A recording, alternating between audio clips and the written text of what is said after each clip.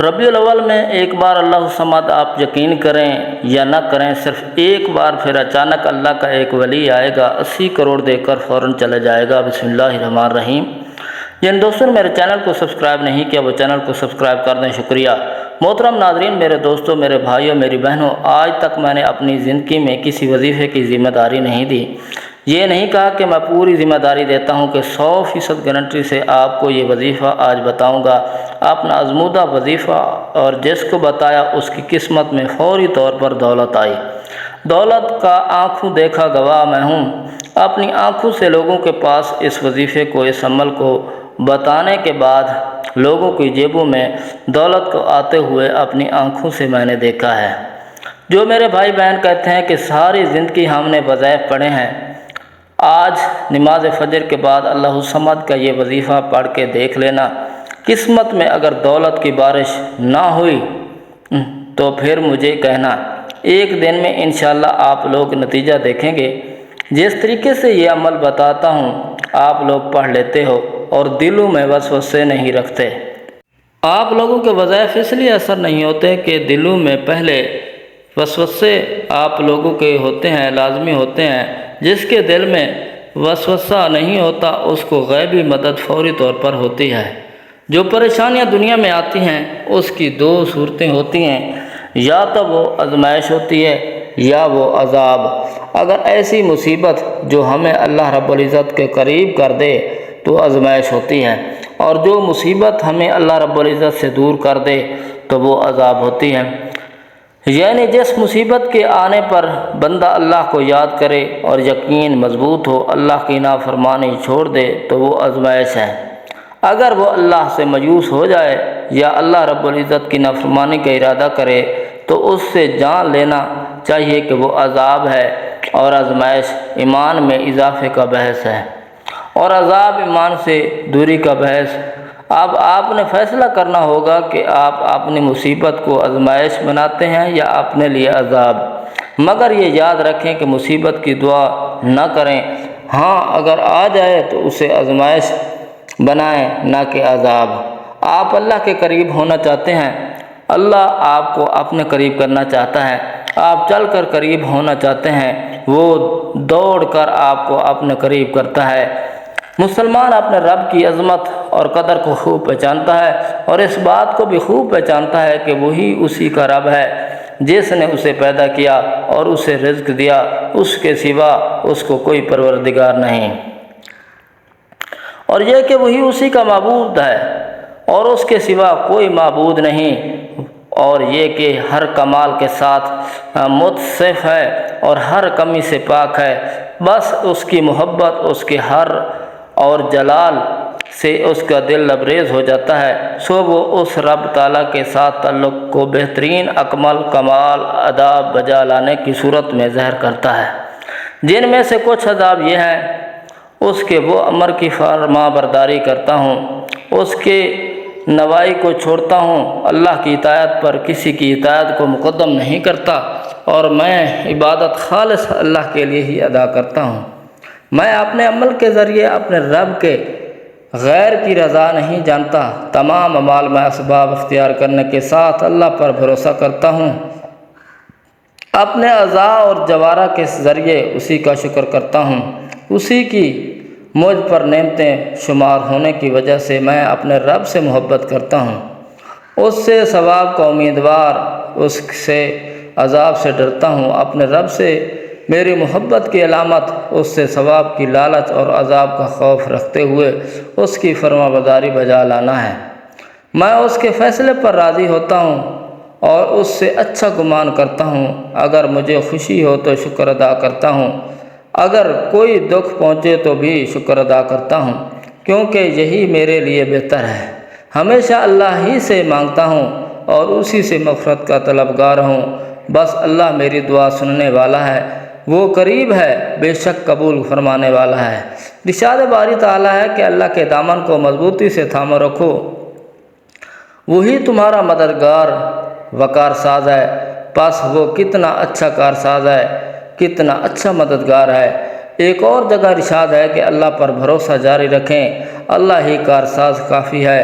حضرت ابن عباس رضی اللہ تعالیٰ عنہ فرماتے ہیں کہ ایک دن میں سواری پر حضور نبی کریم صلی اللہ علیہ وسلم کے پیچھے بیٹھا ہوا تھا، تو آپ صلی اللہ علیہ وسلم نے فرمایا، اے لڑکے، میں تجھے چند باتیں بتاتا ہوں، تو اللہ تعالیٰ کو یاد رکھ، وہ تجھے محفوظ رکھے گا۔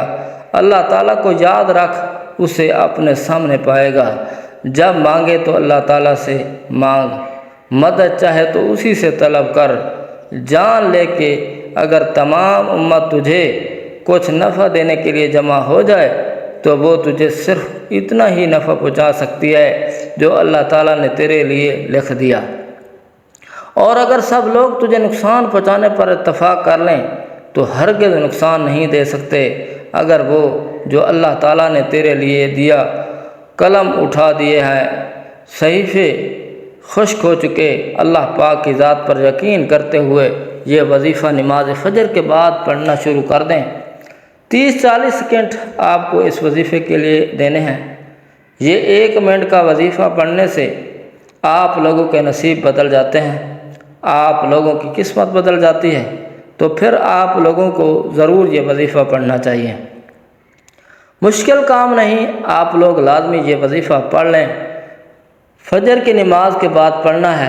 فجر کی نماز اگر مسجدوں میں پڑھتے ہیں تو وہاں پر بیٹھ کر یہ وظیفہ سلام پھیرنے کے بعد پڑھ لیں۔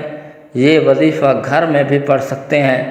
جس طرح اتحیات میں بیٹھے ہیں اسی طرح بیٹھے رہیں اور یہ عمل شروع کر دیں جو اب بتا رہا ہوں۔ اتحیات کی حالت میں بیٹھنے ہی اپنی آنکھوں کو نیچے کر لیں، زمین کی طرف کر لو اپنی نگاہوں کو، یا اپنے پاؤں یا گھٹنے کی طرف کر لو۔ کسی طرف آپ کو نظر نہیں گمانی ہے، کسی طرف نہیں دیکھنا، ورنہ وظیفے کا اثر نہیں ہوگا۔ آپ کو نایاب اور خاص وظیفہ بتا رہا ہوں، یہ دولت کو کھینچنے والا عمل ہے۔ دولت کو کھینچتی ہوئی آپ کے پاس آئے گی، خود دیکھے گا، رزق کے دروازے آپ کے لیے کھل جائیں گے۔ اب میں آپ کو وظیفہ بتانے لگا ہوں، بڑی توجہ سے سمجھ لیجئے، بڑے دھیان سے سمجھ لیجئے۔ جہاں تک کہ یہ ویڈیو ختم ہوتی ہے وہاں تک کہ لازمی دیکھیے گا، ورنہ آپ کو عمل سمجھ نہیں آئے گا۔ آپ نے بس سب سے پہلے اعوذ باللہ من الشیطان الرجیم بسم اللہ الرحمن الرحیم 1 مرتبہ پڑھ لینا ہے۔ اس کے فوراً بعد آپ لوگوں کو 1 مرتبہ درود پاک کوئی سا بھی پڑھ لیں جو آپ کو یاد ہو۔ آپ نے فجر کی نماز میں درود ابراہیمی پڑھا، وہ پڑھ لیں، نہیں تو آپ لوگ کوئی بھی درود پاک پڑھ سکتے ہیں، صلی اللہ علیہ وآلہ وسلم بھی پڑھ سکتے ہیں۔ یہ سب سے مختصر سا، سب سے آسان سا درود پاک ہے، یہ پڑھ لیں۔ یا آپ کو درود ابراہیمی پڑھنا ہو تو آپ پڑھ لیں، 1 مرتبہ میرے ساتھ بھی پڑھ لیں تاکہ ثواب ہو۔ اللہم صلی علی محمد وعلی آل محمد کما صلیت علی ابراہیم وعلی آل ابراہیم انک حمید مجید۔ اللہم بارک علی محمد وعلی آل محمد کما بارکت علی ابراہیم وعلی آل ابراہیم انک حمید مجید۔ درود پاک پڑھنے کے فوراً بعد سب سے پہلے آپ لوگ دوستوں کو سورۃ فلق پڑھ لینی ہے۔ آپ لوگوں کو سورۃ فلق یاد ہو تو ٹھیک، نہیں تو آپ لوگ دیکھ کر اچھی طرح سے پڑھ لیجئے گا۔ بسم اللہ الرحمن الرحیم 1 مرتبہ آپ کو سورۃ فلق پڑھ لینی ہے۔ اب عمل آپ کا شروع ہونے والا ہے کہ کس طرح یہ عمل کرنا ہے، کس ترتیب سے یہ وظیفہ پڑھنا ہے۔ آپ لوگ اگر راتوں رات پیسوں میں کھیلنا چاہتے ہو تو یہ وظیفہ سورۃ فلق کے بعد جو آپ کو پڑھنا ہے، کس طرح پڑھنا ہے، بڑی ہی توجہ سے، بڑے ہی دھیان سے سمجھ لیجیے گا۔ سب سے پہلے جیسے کہ میں نے آپ کو بتایا کہ نماز فجر کے بعد جس طرح تحیات میں بیٹھتے ہیں ویسے ہی بیٹھے رہنا۔ سلام پھیرنے کے بعد پھر اپنی نگاہوں کو فوراً نیچے کر لیں۔ 1 مرتبہ اعوذ باللہ من الشیطان الرجیم بسم اللہ الرحمن الرحیم پڑھنے کے بعد 1 مرتبہ درود پاک پڑھنا ہے۔ کوئی سا بھی 1 مرتبہ سورۃ فلق پڑھ لینی ہے۔ اب آپ لوگوں کو سیدھے ہاتھ کی انگلیوں پر یہ وظیفہ پڑھنا ہے یا تسبیح کے دانوں پر پڑھ لیں۔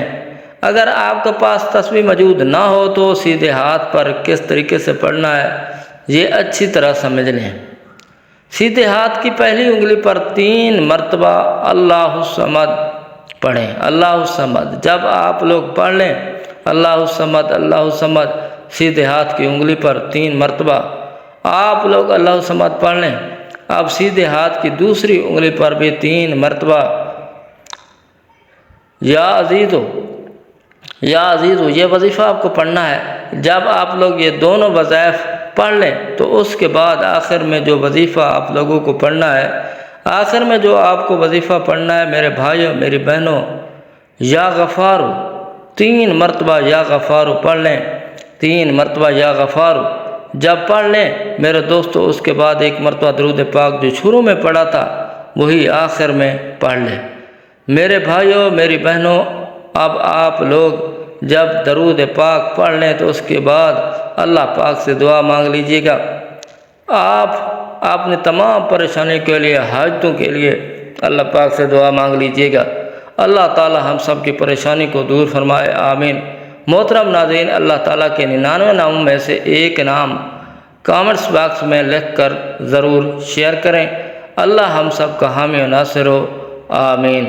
السلام علیکم ورحمۃ اللہ وبرکاتہ۔